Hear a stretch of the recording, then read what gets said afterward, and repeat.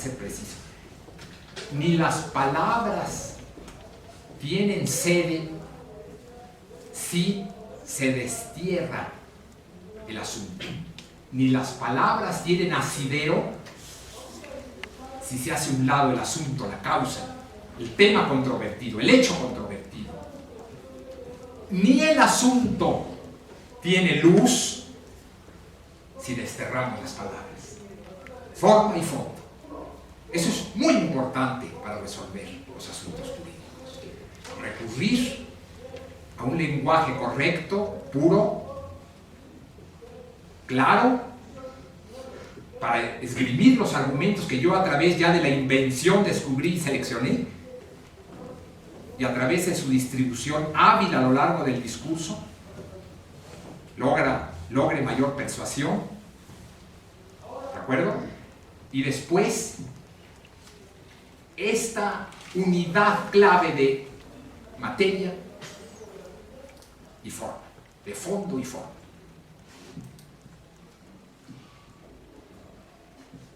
Con esto doy ahora un paso al siguiente tema, que es el de la hermenéutica jurídica.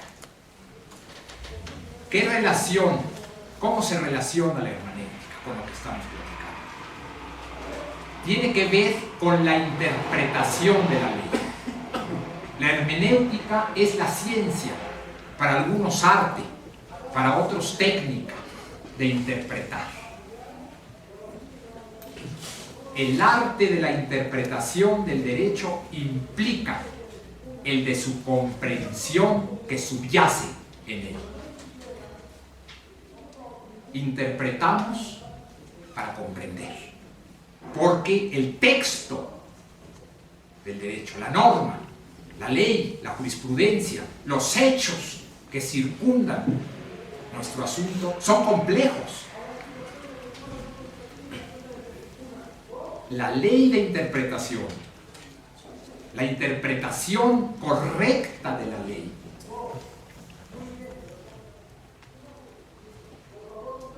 va implícita en su aplicación, por otro lado.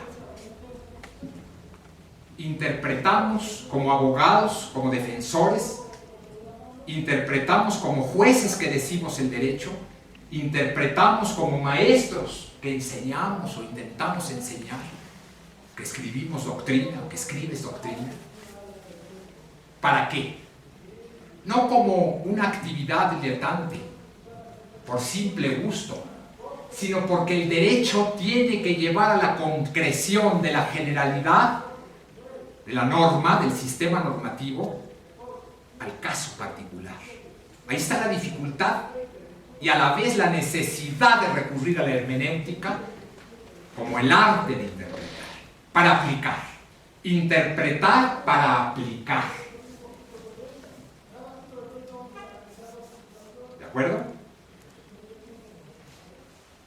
En la sede, en el plano de la hermenéutica, la búsqueda del juicio justo, la búsqueda del juicio justo para mi cliente, no es una mera, y esto es clave, esto es esencial, no es una mera subsunción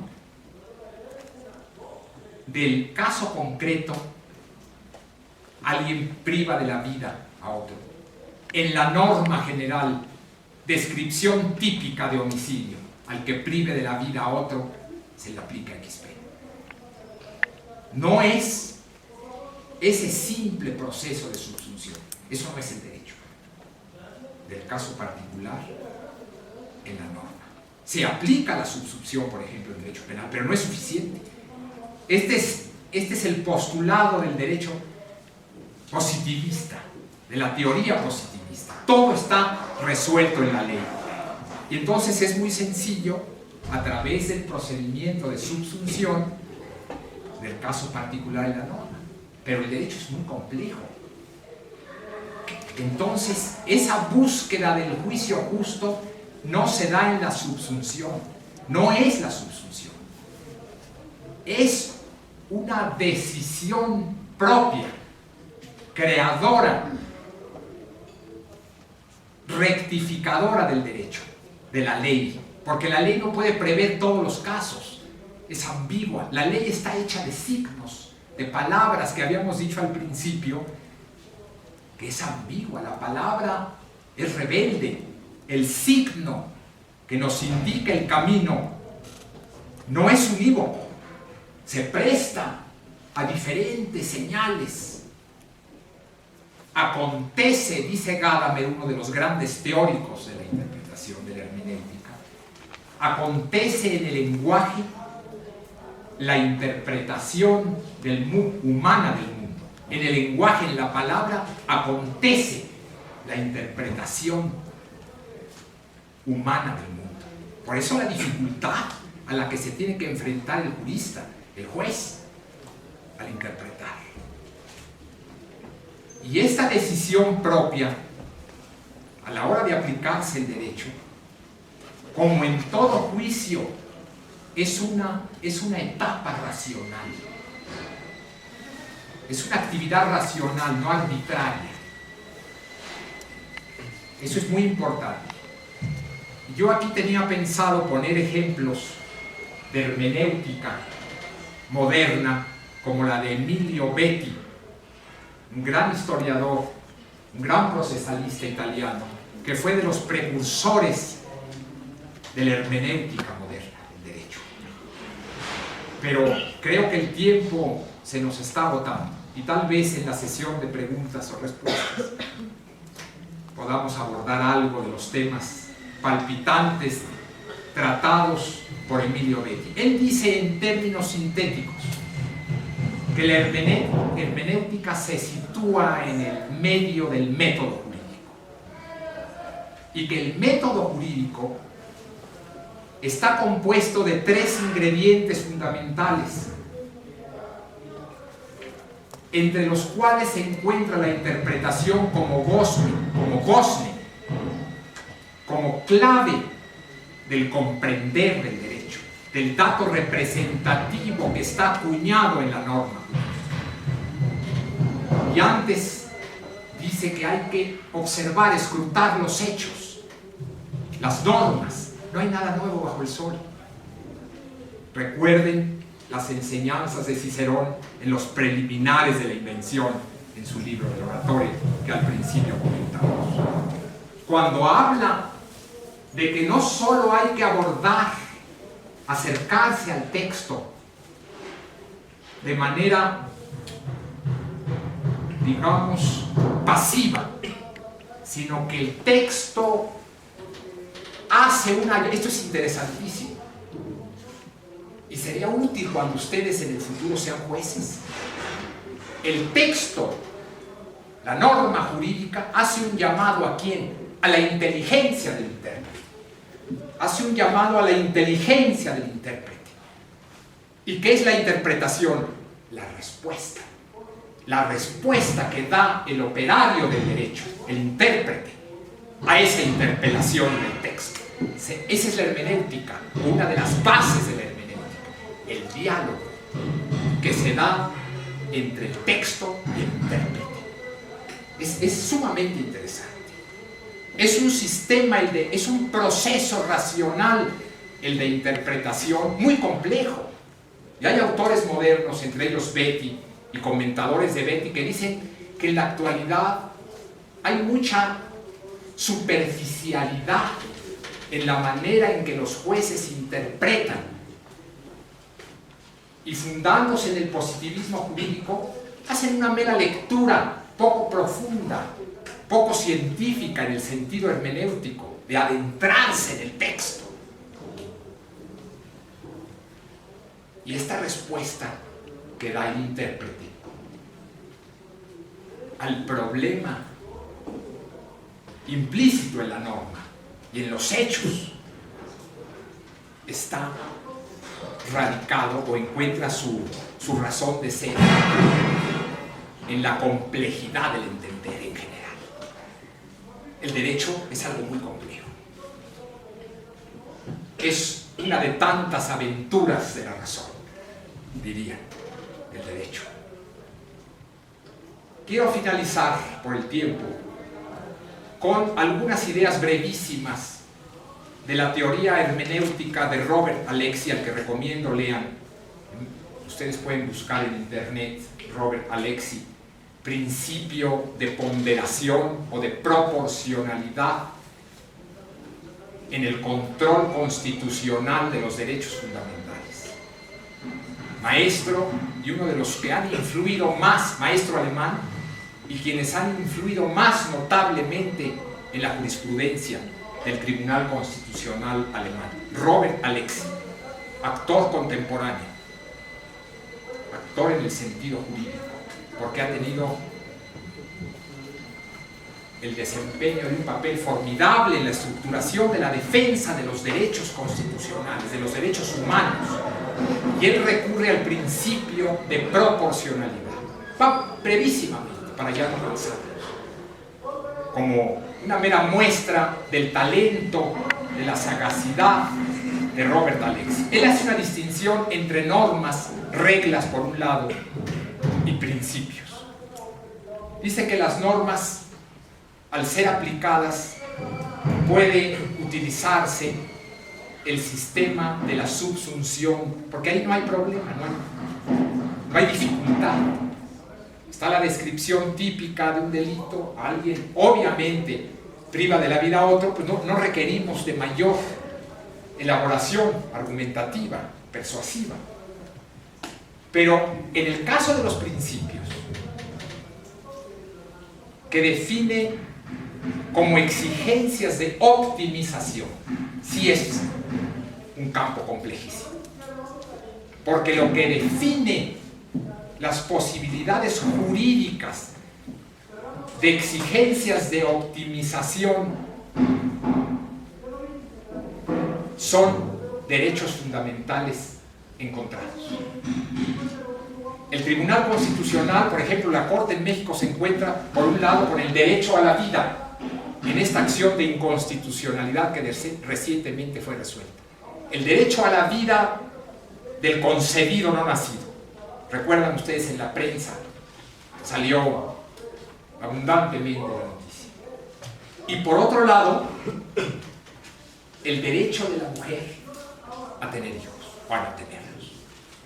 Entonces Alexy da, a través de un modelo matemático, de una lógica matemática, que después va traduciendo en un lenguaje común, da una serie de cánones, de criterios de interpretación sumamente útiles para racionalmente, a través de este proceso que le llama de ponderación, que consiste en, a través de este proceso, pueda el juez resolver el peso específico de los derechos encontrados y decir, este es el que prevalece frente a este otro. Pero a través de un proceso muy elaborado de argumentación jurídica, no como muchas veces se da, que es un proyecto de sentencia desilvanado, sin rigor lógico, retórico, ni argumentativo, ni hermenéutico, y que por eso no logra persuadir al pueblo. Y son juicios. ¿De qué consta este principio de proporcionalidad de Alexy? Consta de 3 partes. Y antes enuncio la regla de proporcionalidad. En la medida en que es más intenso el detrimento de un derecho humano, en la medida en que hay mayor insatisfacción, insisto, o detrimento de ese derecho humano, derecho a la vida, por ejemplo, más tenemos que calibrar, que sopesar la importancia del otro derecho que queremos que se imponga. Derecho de la mujer a tener o no tener hijos. Aquí viene una serie de juicios racionales sobre esta intensidad. ¿Cuál es la intensidad del detrimento del derecho a la vida? ¿Es leve? ¿Es moderado? ¿El grado de detrimento si se priva de la vida al ser concebido no nacido? ¿O es grave? Obviamente es grave. Entonces se van haciendo una serie de inferencias, de deducciones lógicas. Son juicios de razón. Porque hay pensadores como Habermas que dicen que no son juicios de razón. Entonces Alexis se defiende y a través de un modelo matemático aplicado al derecho demuestra que al haber inferencias, es decir, un proceso deductivo, hay razonamiento, hay razón. No son juicios de razón. No es mera arbitrariedad, no es invención de la mente de un genio como Alexis. Tenemos varios otros ejemplos. Y por otro lado, nada más para completar, la importancia del derecho de la mujer a no tener. Ahí también se tiene que calibrar. ¿Es suficiente para privar de la vida a este ser esa importancia? ¿O hay otros medios para prevenir el embarazo? ¿Bien? Yo estoy aplicando las tesis de Alexis. No hay otros medios porque antes del sistema o proceso de proporcionalidad o ponderación tiene que haber posibilidades fácticas para llevar a cabo esa pretensión del legislador. En este caso, el legislador de Baja California, que modificó la Constitución para decir que el no nacido concebido era persona desde su concepción.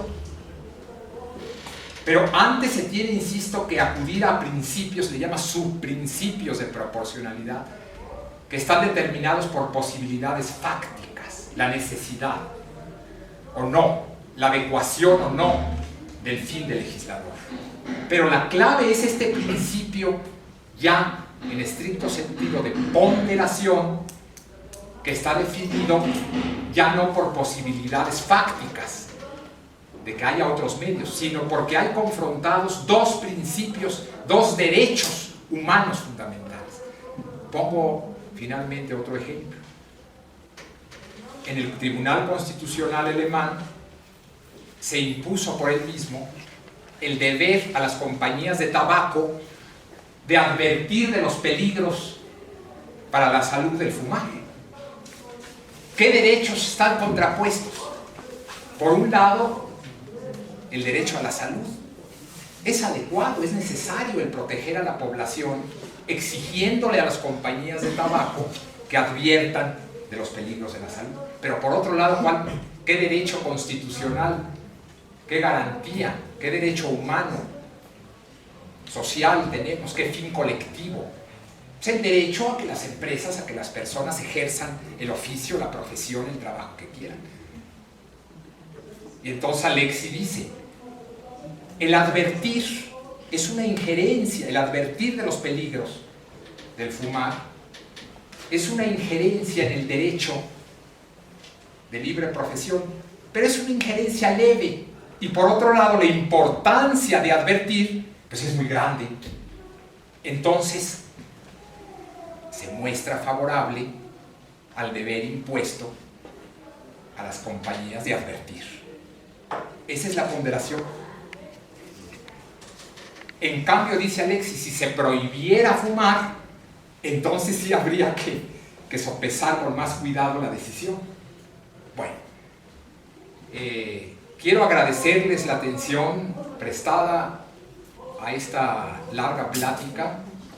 Espero haber puesto un grano de arena, haber mostrado o intentado demostrar de manera embrionaria estas relaciones entre retórica, relaciones necesarias entre retórica y argumentación, retórica y persuasión, retórica por otro lado y derecho, retórica y hermenéutica, y acá abajo las relaciones obvias entre derecho y hermenéutica.